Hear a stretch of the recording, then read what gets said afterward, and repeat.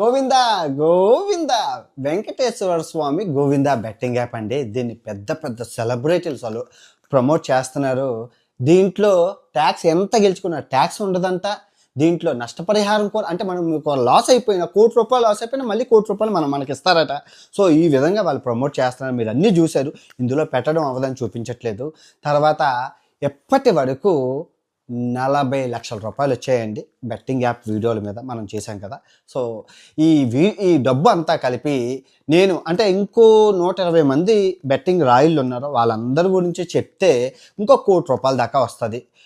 ఆ ₹1,00,00,000 మొత్తం బెట్టింగ్ బాధితులకైతే చివరి ఆఖరిలో అంతా లిస్ట్ ఉందో వాళ్ళందరికీ పంచిపెట్టడం జరుగుతుంది. మీరు చూస్తారు కూడా. ఓకే, ఫస్ట్ అయితే గట్టిగా గోవిందా గోవిందా అని చెప్పి లైక్ చేయండి, లైక్ చేయండి, లైక్ చేయండి, లైక్ లైక్ లైక్ లైక్. దీనికి 2 లక్షల లైకులు కావాలి గోవిందుడి పేరు మీద. అందరూ చేయండి. చాలా చాలా బాగుంటుంది. ఇప్పుడు వెంకటేశ్వర స్వామిని ఏమైనా అరెస్ట్ చేస్తారంటే కాదండి. వెంకటేశ్వర స్వామి గోవింద అనే పేరుతోని వీళ్ళు మన సెంటిమెంట్స్ని క్యాష్ చేసుకొని చాలా రోజుల నుంచి ఈ దందాన్ని అయితే నడిపిస్తున్నారు.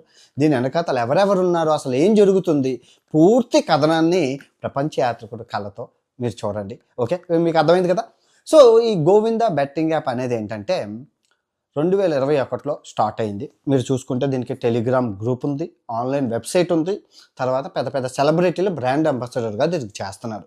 ఇప్పుడు తిరుమల తిరుపతి దేవస్థానం టీటీడీ వారు ఆన్లైన్ వెబ్సైట్ పనిచేయదు ఒక్కొక్కసారి, కానీ ఇది 24 గంటల కస్టమర్ సపోర్ట్ కూడా ఉంటుంది, మీకు పనిచేస్తుంది. వాళ్ళే చెప్తున్నారు, మీరు అన్నీ విన్నారు. ఇక్కడ పెట్టడం బాగోదు, ఇక్కడ పెడితే యూట్యూబ్ ఒప్పుకోదు. బెట్టింగ్ యాప్ గురించి వాటి గురించి ఏవి చూపించినా యూట్యూబ్ ఒప్పుకోదు.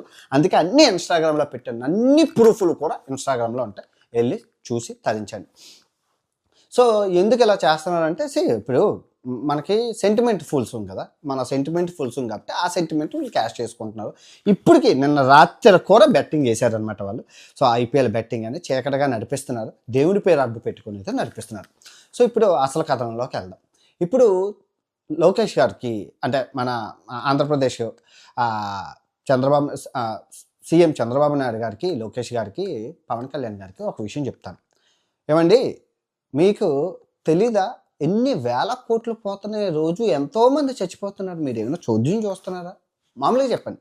అధికారం మీకు ఇచ్చారుగా. పక్కన ఉన్న రాష్ట్రం తెలంగాణలో రేవంత్ గారు, నిజంగా సీఎం రేవంత్ గారు ఒక కమిటీ వేశారు, సిట్ అని కపి. అందులో డీసీపీలు, ఏసీపీలు, పెద్ద పెద్ద ఆఫీసర్లు పెట్టి 90 రోజుల్లో అసలు ఈ బెట్టింగ్ యాప్ ఎలా నడుస్తున్నాయి, కోకొట వేళ్లతో సహా మన తెలంగాణ రాష్ట్రంలో ఉండకూడదని చెప్పి నిజంగా సీఎం ప్రజలు శ్రేయస్ కోరుకోరు. మీకు ఇప్పుడు సిగరెట్